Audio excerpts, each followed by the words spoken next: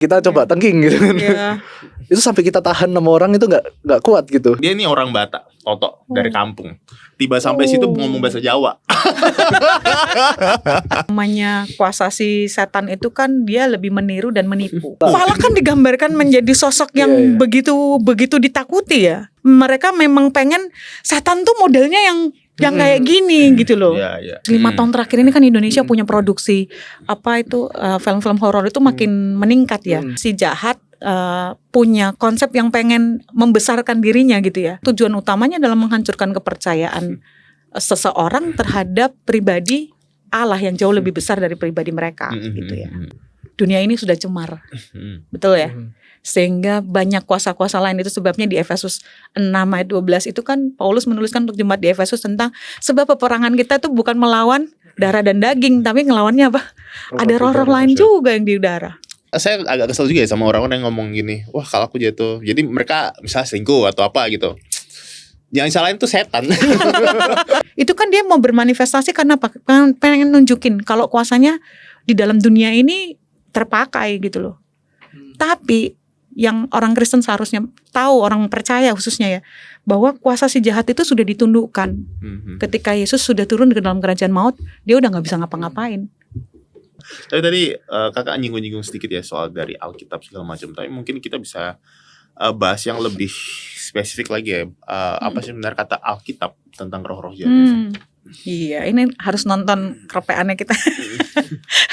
Jadi kalau kita lihat, kalau konteks Alkitab, pandangan Alkitab sendiri terhadap roh-roh jahat itu ya pastinya ada ya. Dan memang Yesus sendiri mengusir roh jahat itu berkali-kali loh. Gak cuma sekali 2 kali, tapi berkali-kali. Karena memang ketika malaikat terang itu jatuh, mereka kan akhirnya memang menguasai dunia ini. Dan mereka punya kuasa untuk melakukan banyak hal gitu ya. Tetapi Alkitab jelas.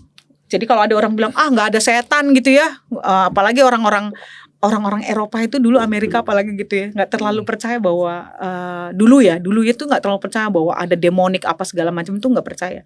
Tapi setan dan iblis itu disebutkan dalam Alkitab, betul? Dan itu menjadi sesuatu yang memang kita harus lihat, ini tidak bisa ditiadakan, tetap ada. Karena apa? Waktu di Kolose 2 ayat 15, Yesus sendiri, Paulus menuliskan, Yesus ya telah melucuti pemerintah-pemerintah dan penguasa-penguasa dan menjadikan mereka tontonan umum dalam kemenangannya atas mereka di kayu salib. Bayangin ya, salib itu penting. Kenapa? Karena semua kuasa dari pemerintah-pemerintah dan penguasa-penguasa di udara itu dijadiin tontonan yang gak punya kuasa lagi sama sekali. Salib Kristus itu sudah lebih menjadi jawaban dari segala-galanya. Tapi adapun mereka sudah melakukan prakteknya itu. Karena mereka malaikat terang yang jatuh ke dalam dosa. Ada beberapa ya, Lucifer, Beelzebul, macam-macam lah ya yang ada di dalam Alkitab itu dituliskan. Dan kita bisa cari tuh, teman-teman bisa googling. Apa aja sih emangnya Alkitab bohong-bohongan? Enggak, Alkitabnya bilang. Jadi kalau saya ditanya, Mbak Pepi percaya kalau iblis dan setan itu ada? Iya, saya percaya. Tapi saya tidak mempercaya kalau ada orang Kristen percaya yang bisa dirasuki. Orang-orang yang bisa dirasuki itu adalah orang-orang yang yaitu tadi fokusnya pada diri sendiri, dalam kelemahannya, dalam lukanya, membuka celah. Saya ingat Pastor Michael Yosef itu bilang gini, saya senang ngikutin dia ya, karena dia apologetiker, dia pendeta apologetik yang menjelaskan itu dengan baik. Dia bilang gini, si jahat itu jangan pernah kamu tinggalin alamat. Alamat itu maksudnya apa? Kalau kamu tinggalin alamat, misalnya kamu sudah jadi orang Kristen, tapi ada luka batin, ada praktik tertentu yang masih kamu lakukan, misalnya masih excuse dengan misalnya penyembahan, masih kan ini orang tua saya minta ada pesan. Padahal kamu nih udah menyadari itu, bahwa itu sesuatu yang di luar konteks iman Kristen. Tapi kamu masih lakukan. Si jahat itu yang namanya ninggalin alamat.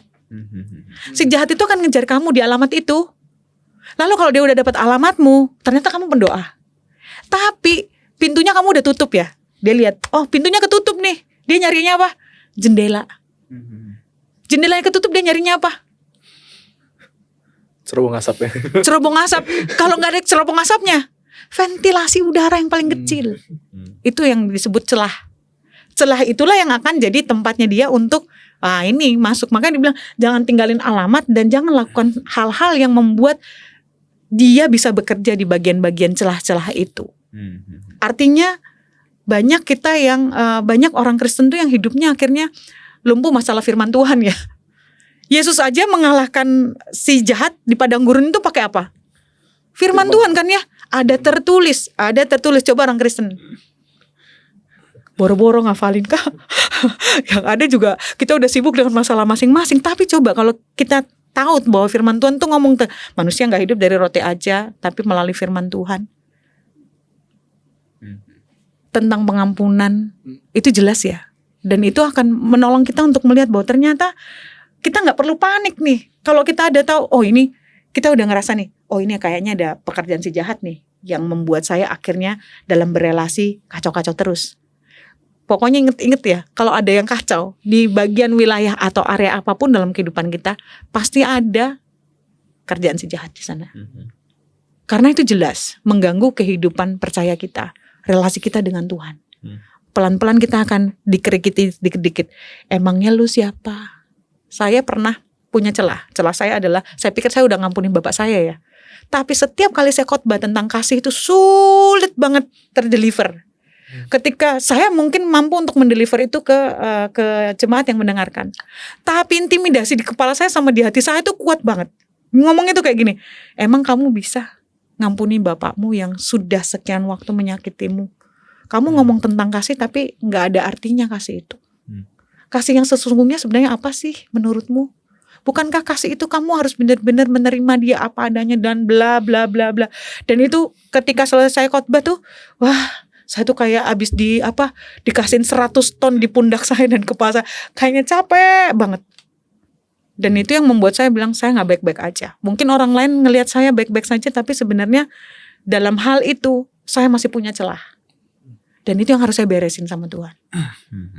Artinya saya bawa di dalam doa dan saya bilang, Tuhan saya mau benar-benar mengampuni papa. Untuk apapun yang diperbuat. Nah dalam langkah-langkah pemulihan itu saya harus nyebutin nih. Yang saya ingatkan bahwa itu kan tidak semua peristiwa kita ingat ya. Tapi ketika ada pertolongan Roh Kudus menolong kita ya itu tadi. Di waktu lampau, oh iya. Ada satu peristiwa yang papa saya lakukan seperti ini. Dan itu kok ada di dalam pikiran saya dan hati saya dimunculkan terus ya. Itu yang saya harus ampuni. Saya mengampuni papa saya ketika dia melakukan tindakan ini kepada saya. Di hari saya merasa bahwa saya tidak melakukan hal yang buruk. Dan waktu saya melepaskan pengampunan, Yesus hadir dan mengatakan, saya hadir Pak. Saya bukan pribadi yang gak hadir. Makanya saya megang banget tuh Roma 8:28 ya. Sebab Allah turut bekerja dalam segala hal untuk mendatangkan kebaikan bagi orang-orang yang dikasihinya. Itu penting. Makna itu penting. Makanya kalau kita bilang Alkitab mengatakan ada, setan dan iblis itu ada. Jadi jangan ditiadakan, mereka itu ada. Tapi tidak perlu khawatir. Beruntungnya kita dalam berita Alkitab itu sudah disampaikan bahwa kuasa si jahat itu akan hancur kok.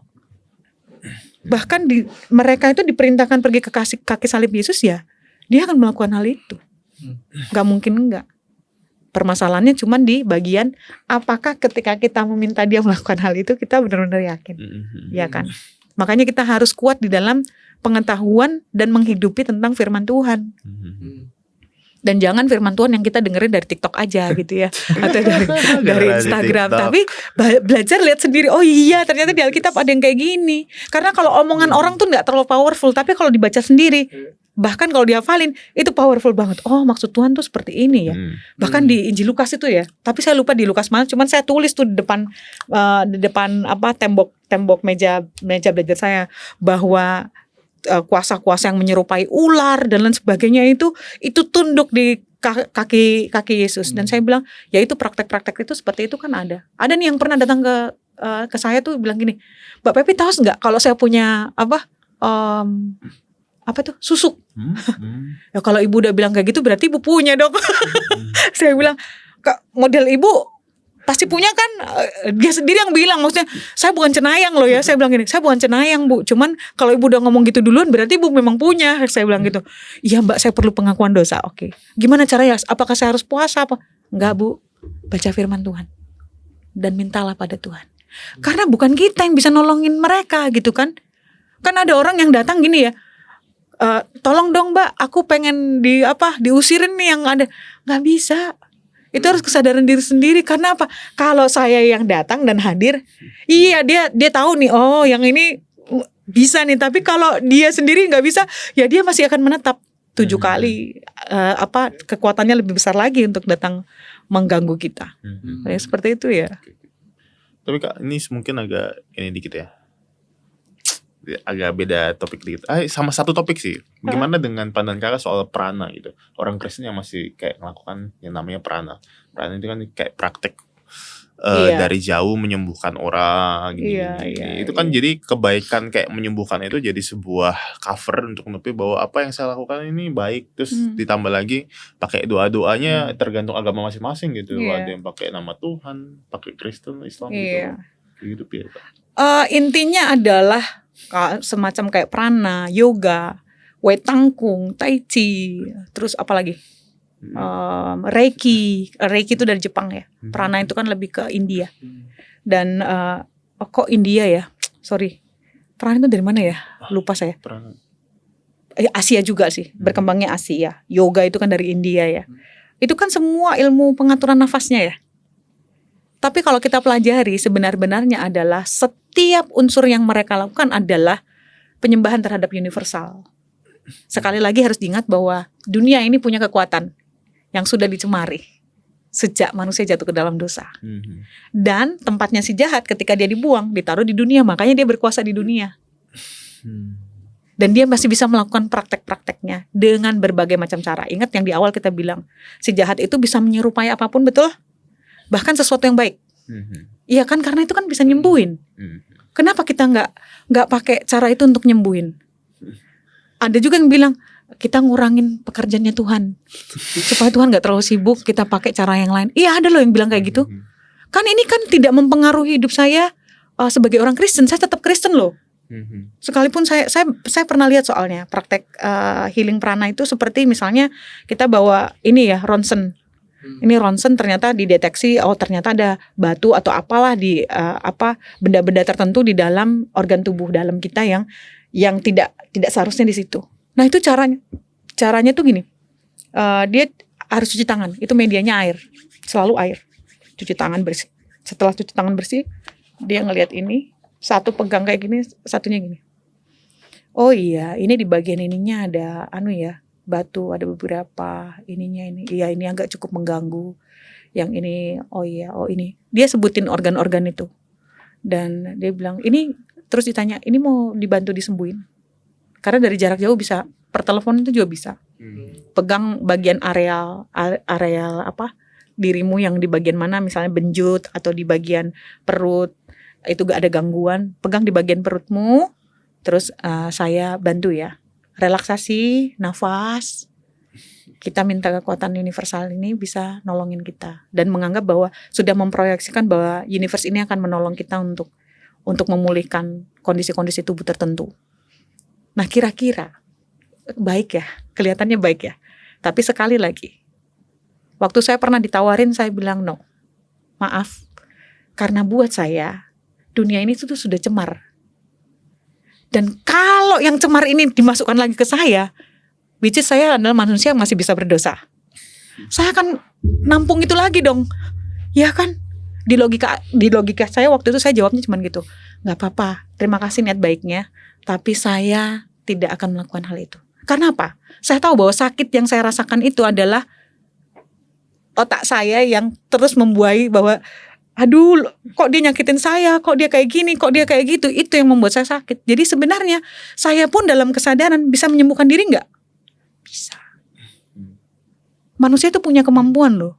Makanya kalau misalnya pakai, apalagi ketambahan misalnya, karena air itu punya kekuatan, ya toh. Dalam arti gini, tetesan air yang jatuh ke batu besar bertahun-tahun, itu bisa mecahin batu gak? Bisa. Itu kan air tetesannya kan konsisten ya. Yang dari batu yang padat itu kok bisa dia akhirnya terbelah? Karena air itu menetes konsisten. Nah demikian halnya ketika air, udara, kan semuanya Tuhan sudah create untuk menjadi sesuatu yang menolong manusia, betul? Tapi waktu manusia jatuh dalam dosa akhirnya jadi apa? Rusak. Bayangin yang rusak-rusak itu, sekalipun itu kekuatan natural ya, alam, universe, tapi kan udah rusak. Ditimpakan aja ke kita. Aduh, saya cuma mikir waktu itu, tidak, saya tidak akan lakukan. Jadi saya bisa bilang, kalau coba dicek aja, ketika melakukan prana healing atau reiki atau apapun, apakah itu membawa damai sejahtera dan hubunganmu dengan Tuhan makin dekat? Dirasain aja. Atau makin membuat kita merasa, saya lebih fine tuh kalau bisa mengatur nafas dan lain sebagainya. Apa bedanya misalnya ketika kita relaksasi sendiri? Ada bedanya. Di dalam prana, reiki, yoga, itu ada simbol-simbol tertentu, betul? Nah, simbol-simbol itulah yang sebenarnya dipakai oleh si jahat. Simbol-simbol itu yang menjadi tempat di mana si jahat itu bekerja. Dan tanpa kita sadari, itu akan mengganggu relasi kita dengan Tuhan. Itu aja cara ceknya. Cek aja. Kalau kita terima penyembuhan prana, apakah itu membawa sesuatu perubahan yang lebih baik? Ataukah di aspek tertentu itu mengganggu kita? Nah, kadang-kadang kan kita luput. Enggak kok, saya baik-baik aja kok. Tapi ingat bahwa si jahat itu lebih menyerupai malaikat terang. Dan hadir di tengah-tengah kita dengan cara yang lebih baik.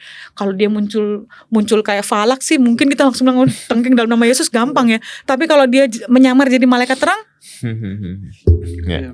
Jadi meskipun orang-orang yang praktek prana ini memakai nama Tuhan Yesus gitu, tapi tetap itu sesuatu yang bisa disembunyikan gitu ya. Maksudnya bisa disembunyikan tuh maksudnya kayak gimana? Jadi dengan doa-doa yang Kristiani gitu. Betul. Itu tersembunyi di situ ya. Bahkan kan ada praktek perdukunan Kristen. Misalnya gini, kamu doa Bapa kami aja, pegang Alkitab, saya bantu. Wah, itu lebih rohani kan? Saya bisa dong, ya kan? Kami berapa? Iya, doa Bapa kami 5 kali, 10 kali, saya bantu kamu pegang Alkitab, pakai doamu aja. Nanti kamu bisa sembuh. Beneran sembuh gak? Kan sudah disugesti.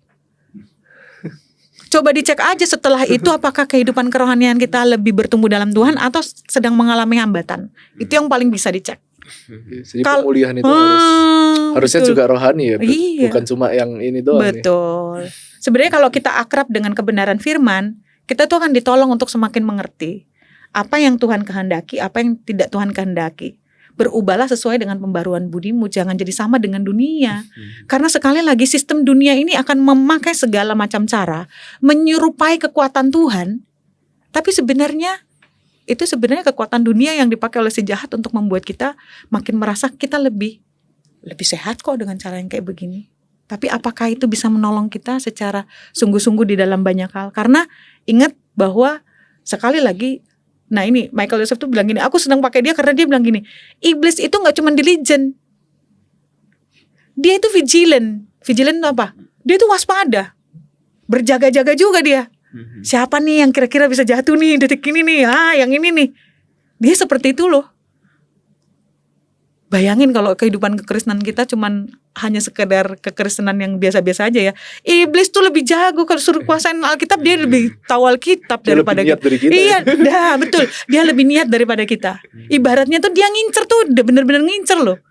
Cuman masalahnya adalah kita tuh kok mau dibodoh-bodohin ya. Kita kalau paham tentang kebenaran firman Tuhan, iblis itu kan kerjaannya polanya sama, betul enggak? Cara nyelesainnya juga jauh lebih mudah ketika kita pahami tentang kebenaran firman sebagai orang percaya ya. Seperti itu. Oke. Nah, sempat ada yang ini nih, follower saya sempat ada yang chat gitu, curhat cerita. Jadi dia ini dari Islam Kristen kan. Setelah itu dia cerita di rumah itu ada gangguan nih. Katanya bantalnya terbang-terbang sendiri, ya? suara. Wah, dia jaga anaknya, terus bantalnya terbang sendiri. Ya. Jadi kira-kira ini misalnya ada case yang seperti ini, apa yang bisa dilakukan ya? Dia orang Kristen ya? Dia orang Kristen, baru pindah dari Islam ke Kristen. Oke.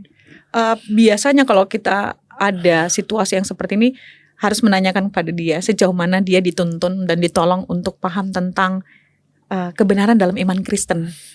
Karena seringkali ada kuasa yang saling tarik-menarik. Itu tadi karena ada alamatnya ya. Kita gak bisa langsung bilang dia sudah berapa lama tuh. Untuk narik dia keluar ke posisi yang seperti ini, kan dia sudah punya doktrin-doktrin tertentu yang tertanam. Apalagi di doktrin-doktrin yang tertanam itu ada peristiwa-peristiwa, dan di peristiwa-peristiwa itu ada trauma. Ini kalau jelasinnya rada jelimet sih emang ya, tapi situasi itu ya bekerja sama sehingga apa yang dia alami tuh ya memang bisa terjadi. Ini efek samping karena kamu pindah ke Kristen gitu loh.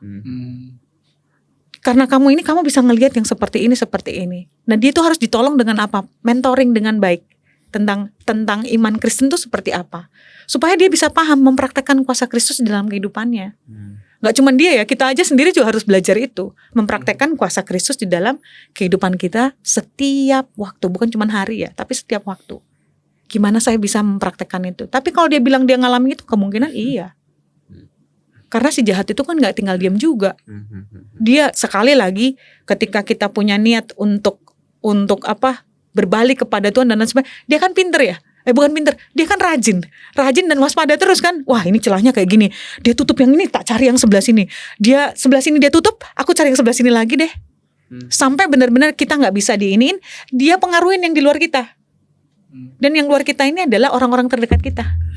Datanglah orang-orang terdekat kita ngomongnya A, B, C, D, Z. Dan yang terjadi lah mulai goyang. Itu cara kerja mereka. Cara kerja si jahat. Ya. Oke. Itu tadi ya. Jadi yang dilakukan itu mentoring ya. Mentoring, terus dia diajarin bagaimana cara berdoa.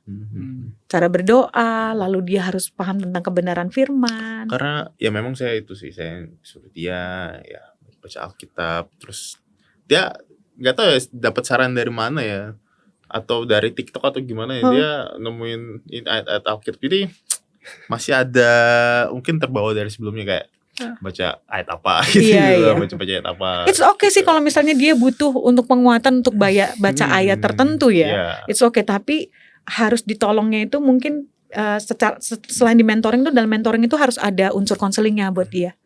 Karena kan pasti dia mengalami sesuatu ya di peristiwa dia pada akhirnya memilih untuk jadi pengikut Kristus. Itu kan ada pasti peristiwanya, nggak mungkin diam-diam aja tuh. Nah, itu harus digali apa yang menjadi kebutuhan dia, itu yang harus dijawab. Nah, setelah itu baru kita mulai nolongin dia bahwa di dalam kekristenan itu kamu harus punya jam doa misalnya. Kamu bisa baca firman. Yuk kita PA bareng. Nah, itu perlu. Kita aja yang jangankan yang berpindah dari situ, kita aja sendiri kan sebenarnya butuh untuk kelompok tumbuh bersama, pemahaman Alkitab yang lebih dalam. Kalau cuman seminggu sekali datang ke gereja terus dengerin yang khotbah mimbar, iya kalau connect, kalau enggak connect kan ketiduran lagi. Wah, itu parah kan. Kalau di mimbar tuh bisa lihat ya siapa yang tidur siapa yang enggak. Tapi kadang-kadang kalau yang tidur, kayak misalnya saya juga jadi jemaat di bawah gitu ya, saya tidur tapi saya dengerin kok. Saya tutup mata tapi saya dengerin. Nah, itu juga sebenarnya gangguan-gangguan loh yang kita nggak sadarin kan. Nah, gangguan-gangguan itu datang karena apa? Semalam nggak tidur dengan, jadi kalau misalnya mau ibadah pagi kita nggak tidur dengan kualitas ya, akhirnya kan ke gereja ya ngantuk juga ya. Tapi selain itu ya si jahat juga punya tendensi bahwa kalau dia dengerin firman ini bagus nih, jangan datang ke gereja, atau enggak kamu kan ngantuk banget, udah tidur aja, atau datang ke gereja tapi tidur aja nggak apa-apa kok, kamu juga nanti akan dengerin dia kayak gini. Akhirnya kan firman Tuhan itu jatuh di tempat yang bisa dimakan sama ingat ada salah satu kalau benih itu jatuh di pinggir jalan terus dimakan sama burung, dirampok tuh. Itu gambaran iblis loh. Diambil benih kita tuh, diambil loh. Makanya kan kadang-kadang kita ngeblank. Tadi apa ya? Ada nggak pernah ngalamin kayak gitu? Tadi ngomongan firman Tuhan apa ya? Kok lupa ya? Atau enggak, kita dibungkam, kita nggak bisa ngomong apa-apa. Nah, itu caranya dia ngerampok. Padahal firman Tuhan itu ada yang meremah di dalam diri kita kan ya. Jadi sebenarnya untuk okultisme ini, kekuatan si jahat, dia nggak akan terlalu banyak berpengaruh kalau kita menyadari bahwa hidup kita sebagai orang percaya ini terpanggil untuk bergaul dengan Tuhan gitu ya. Dan kita diberikan ruang yang sangat-sangat asik banget lah kalau jadi orang Kristen, mau di mana aja, kapan aja kita bisa baca atau enggak.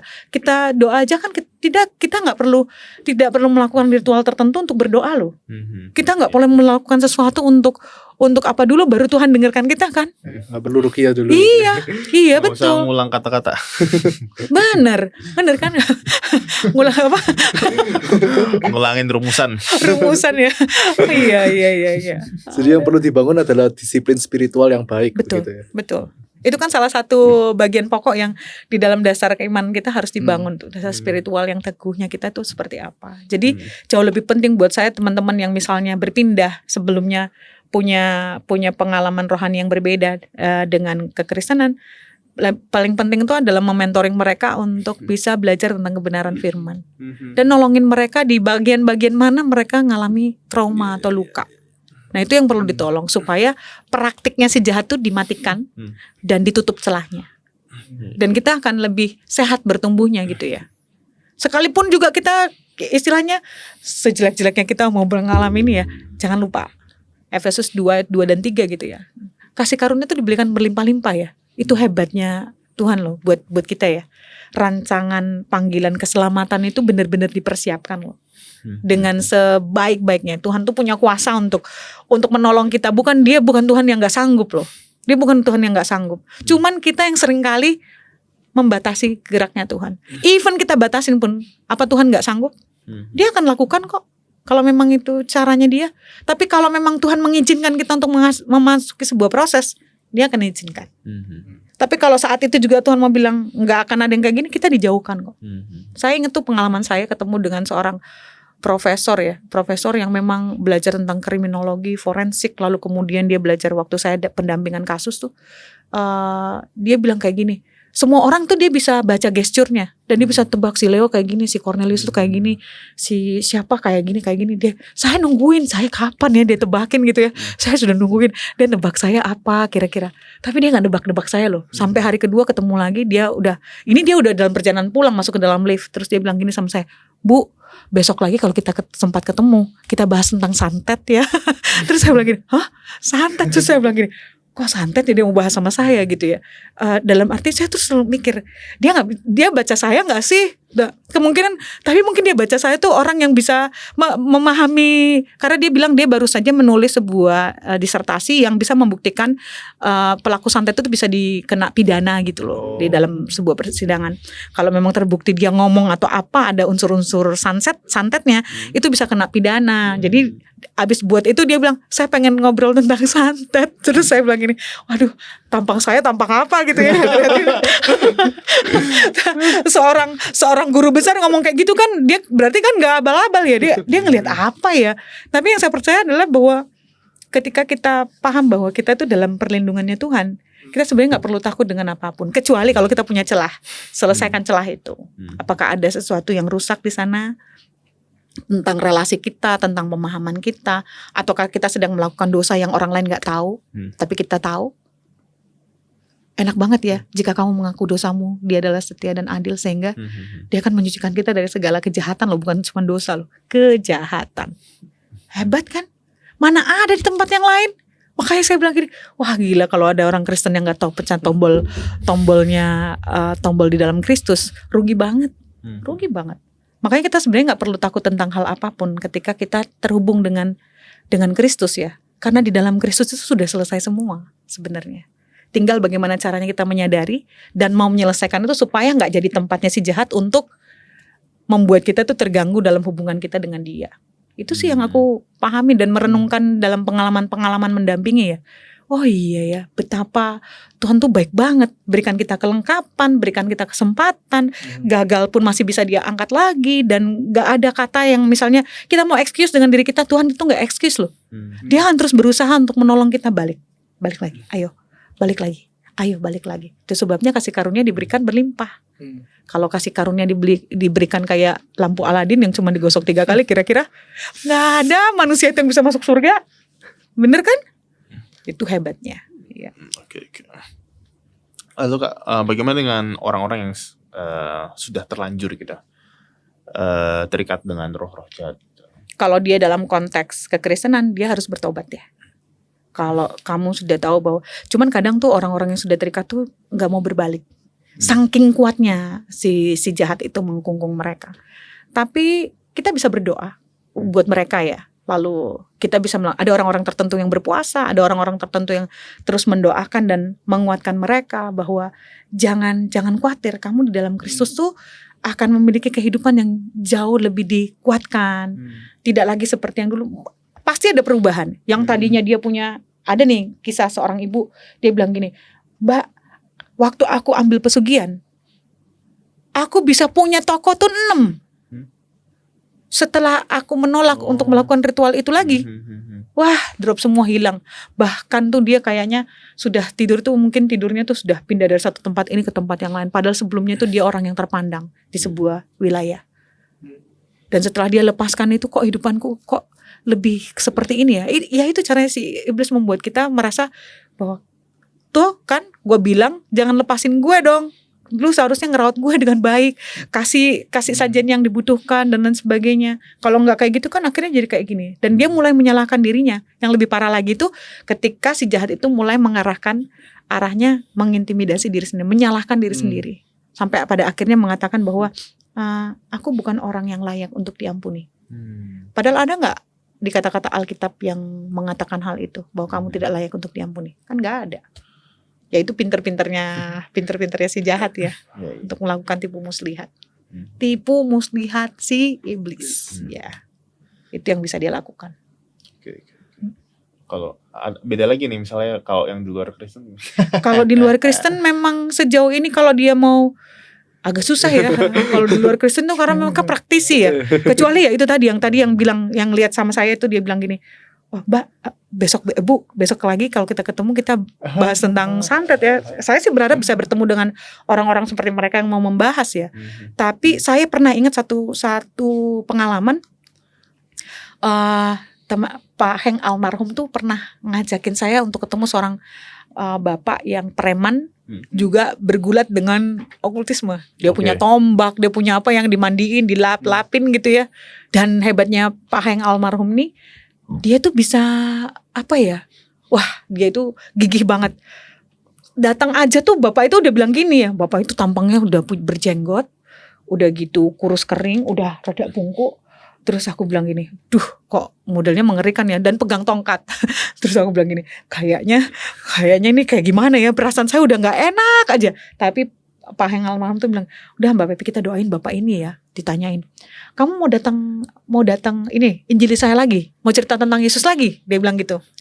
Terus singkat cerita Pak Heng itu langsung jawab, iya, saya masih mau menjelaskan tentang Yesus adalah Tuhan yang mengasihi manusia. Dia menjanjikan keselamatan, tidak hanya, bukan cuma di dunia tetapi juga di akhirat. Wah, dia bilang gini, saya gak mau dengar lagi, cukup. Dia cerita dia ngomong dalam bahasa Jawa Ngoko ya. Tapi saya nangkep bahwa dia bilang gini, untuk seorang yang seperti saya itu tidak akan mungkin dapat tempat yang lebih baik. Karena dia sempat mencoba jadi orang Kristen.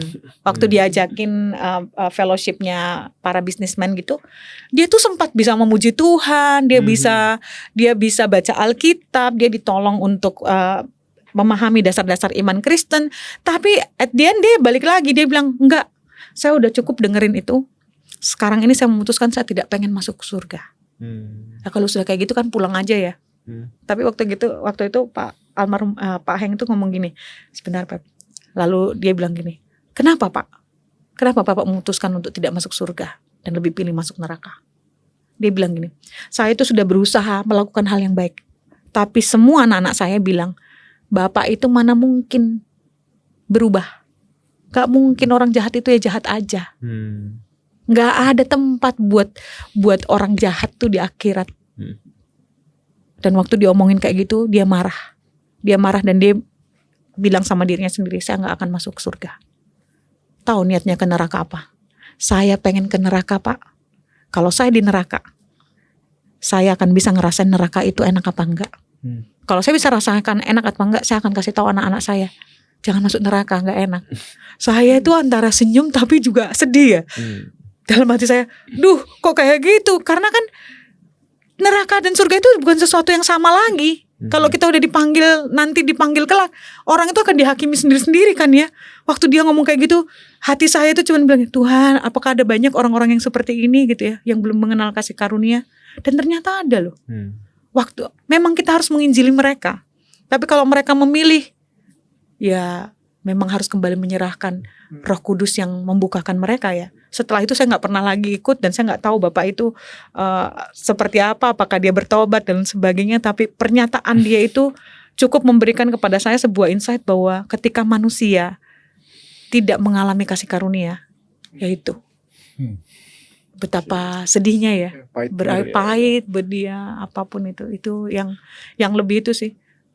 Kalau dia cerita yang tombak dan ininya beradu itu ya, aduh saya juga, aduh ini kok kayak begini. Tapi intinya sebenarnya kan kita si jahat itu kadang-kadang memunculkan yang supaya kita lihat ya, tapi tidak mengarahkan kita pada kuasa Yesus lebih keren dong daripada aktivitas si jahat itu menggerakkan benda-benda mati yang mereka hidupi.